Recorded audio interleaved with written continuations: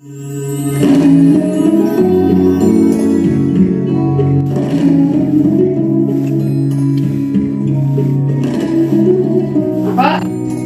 ben geldim. Kaldım da karağım. Ya geldim. Kanın açkan yok mu? Çok açmadı. Ana жерге отыратын мен мына жерде бітіріп тастадым. Кейін екеуміз бірге тамақ ішеміз. Apa?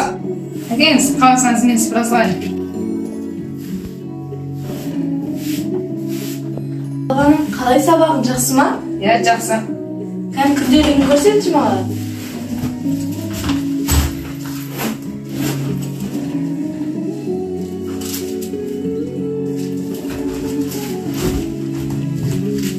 О, қазақ тілден 5 алыпсың ғой? Ya. Apa? Men sizi өскенде аяғыңызды суға салдырмайтын боламын. Осы бағалардың арқасында мен өскенде осы біліміммен байып, сізді шетелдерге қыдыруға апарамын. О, құлыным ау, бұл сөзің сенің маған қандай жігер береді екен білмейсің ғой. Apa? Жүріңіз, басқа өнеге алып шай ішейік. Arada жылдар өтті. Еркін өсіп ер жетті. Анасы еркінді ешкімнен кем қылдырмай өсіріп, жоғарғы оқу орнына түсіріп, өзінің таңдаған қызына үйлендірді. Немерелі болды. Анасының қуанышында шек жоқ еді. Бірақ шай қойғанда жоқ, шай бергенде жоқ. Өзіміз шай ішіп алайық. Балам, неге шай ішпей отырсың? Әжем келсінші, сосын ішемін. Әжеңді қоя бер, бәрі келмейді, өзің шай ішіп ал. Жоқ, мен әжемсіз ішпеймін. Осының бәрі сенің анаңның кесірі. Сол бізбен бірге шай ішпесе болмай ма? Тіпті бір дастарханның басында шай ішуге ұяласың. Қонақ күткен кезде бір жерде отырады, ұяласың. Бұл айтушы олма. Мені дүниеге әкелген анамды, әкемнің жоқтығын білдірмей өсірген анамды ешқайда да алып бармаймын. Мен таңдаймын, не ол. Ал ананың қадірін айтайын, балаға деген ықыласын санаға салып байқайын. Балам, көтер басыңды. Әйеліңді жесірмай, балаңды жетім қылмай, апара ғой солымен, қарттар үйіне. Апа, неде отырсыз? Менің басым қатып кетті. Екі оттың ортасында алдым. Не істерімді де білмеймін. Бірақ апа, мен сізді ешқайда да алып бармаймын. Сен анаңның кесірі. Неге ол бізбен бірге шай ішеді? Неге бізбен бірге шай ішпей қойса болмайды? Ол тіпті ол бір дастарханның басында шай ішуге ұяласың. Неге оны қарттар үйіне алып тастамайсың? Жанымды жегідей жеп қарттар үйі күн сайын қуат кеміп аласардым. Он шатар емес еді-ау пәтеріңде, осында тастап кеттің әкелдің де. Сынаптай сыртым берсе туған балаң тірідей өлген ғой әкенің де.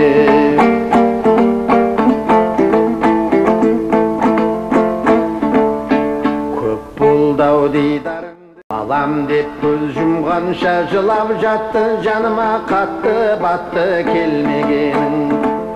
Жүрсің ау қолың тимей хабарың жоқ, жатырмын жаутаң қағып амалым жоқ. Айтып ең жас күніңде есіңде ме, әкемді өлгенше бағамын деп.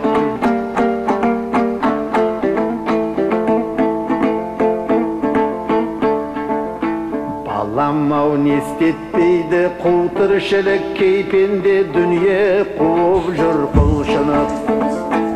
Артымда барма десем ұрпақ ізі, сөзімді қалғаныма бір қушыбы. Ей замандас-ау, сен бұл қарттар үйіне қандай жағдаймен келдің?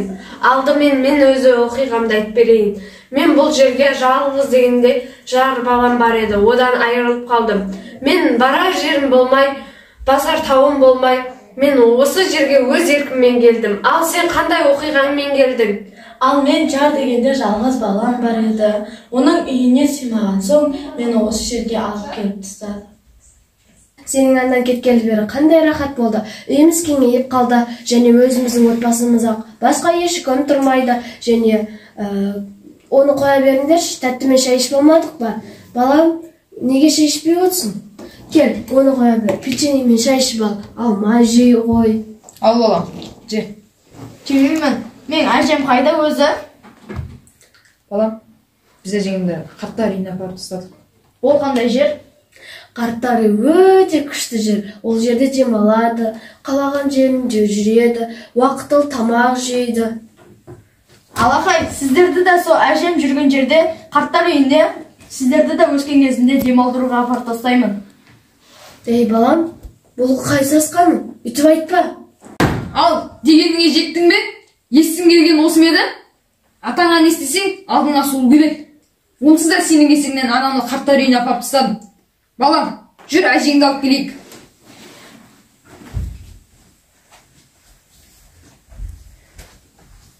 Ей, тоқтаңдар, мен де барам. Айналайын ай деген жан жүйеңді еліткен. Біз сізді әкетуге келдік. Ау, құлыным, сен кіммен жүрсің мұнда? Апа, амансыз ба? Қал жағдайыңыз қалай? Жақсысыз ба? Мені кешіріңіз. Мен қателестім. Апа, мені де кешіріңізші. Үйдің берекесін мен құрттым ғой, мені де кешіріңізші. Апа, жүріңіз, үйге қарай. Жүр. Замандас-ау, мен балам. Бұлар мені үйге алып кетуге кетті. Ей, замандас, бақытты болсын, келін мен балам. Ананың қадірін мен қыз, түрде бүлгі